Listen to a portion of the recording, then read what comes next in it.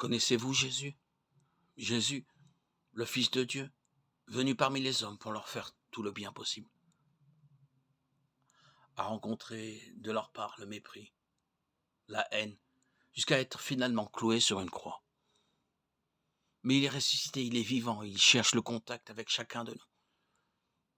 Les hommes de notre temps se détournent de lui, comme ceux de l'époque où il était sur la terre. C'est la raison pour laquelle l'état du monde est désespéré. Science, technique, progrès sociaux, tous les efforts de l'incontestable génie humain ne peuvent rien contre le mal moral qui mine l'humanité et l'entraîne à sa ruine. L'égoïsme, la violence, l'immoralité mènent les gens. Et les mènent où? Au jugement qu'annonce la parole de Dieu. Épître aux Hébreux, chapitre 9, verset 27. Mais celle-ci nous dit aussi que Dieu n'a pas envoyé son Fils dans le monde pour qu'il juge le monde, mais pour que le monde soit sauvé par lui. Celui qui croit en lui n'est pas jugé. Évangile selon saint Jean, chapitre 3, versets 17 et 18. Le nom de Jésus signifie Dieu sauveur. Tous les hommes, sans exception, ont besoin d'être sauvés parce qu'ils sont des pécheurs, méritant la séparation éternelle d'avec Dieu. Mais Dieu a envoyé au monde un sauveur. Par lui, tout homme peut être pardonné, rendu heureux, dès maintenant et pour l'éternité. Beaucoup de fondateurs de religions ont prêché le bien et formulé de sages préceptes, mais ils n'étaient pas capables de soulager les hommes du poids de leurs fautes, ni de les délivrer de la puissance du péché. Cela, aucun moraliste, philosophe ou mystique ne peut le faire. Jésus n'enseigne pas aux hommes comment eux peuvent se délivrer. Il délivre lui-même du péché, du jugement et de la condamnation tous ceux qui se répandent et croient en lui. Il y a un seul médiateur entre Dieu et les hommes, l'homme Christ Jésus, qui s'est donné lui-même en rançon pour tous. Première épître à Timothée, chapitre 2, versets 5 et 6. Par son nom, quiconque croit en lui reçoit la rémission, le pardon des péchés. Livre des Actes, chapitre 10, verset 43. Venu par amour s'occuper de sa créature souffrante, le Seigneur Jésus sur la terre a été continuellement confronté, lui, saint et pur, avec les conséquences du péché.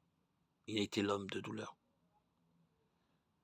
Mais cette bonté si grande qu'elle ait été ne pouvait améliorer notre nature déchue, faire disparaître la cause de tous nos malheurs, ôter notre culpabilité. C'est pourquoi, allant plus loin dans son œuvre d'amour, Jésus a porté notre péché même, et pas seulement ses conséquences.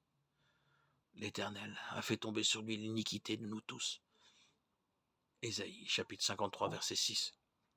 Sur la croix, il a donné sa vie sainte pour nos vies coupables. Il s'est chargé de nos péchés comme s'ils étaient les siens. Il a été fait péché pour nous. Deuxième épître aux Corinthiens, chapitre 5, verset 21. Lui-même a porté nos péchés en son corps sur le bois. Première épître de Pierre, chapitre 2, verset 24.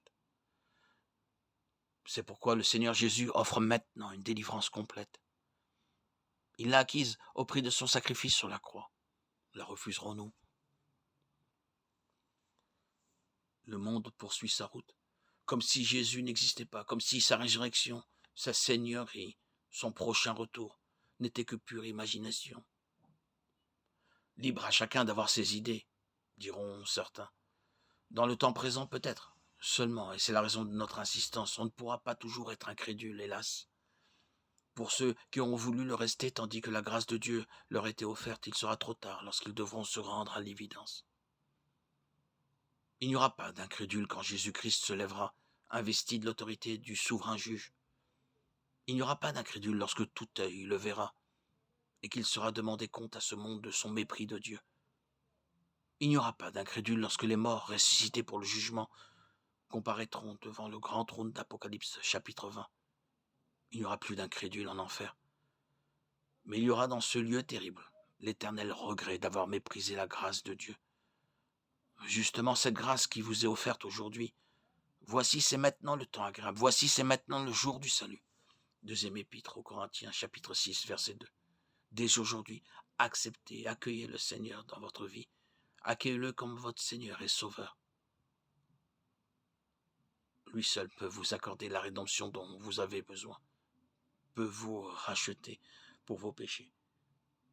Il s'est fait rançon pour vous. portez votre regard vers le Seigneur. Dès aujourd'hui, accueillez le Seigneur. Commencez à ouvrir la Bible, à lire un verset, puis un chapitre, jusqu'à le lire entièrement. De là, vous découvrirez la grâce, la bonté et l'amour de notre Seigneur Jésus. C'est le moyen le plus efficace pour communiquer, vous connecter à Dieu.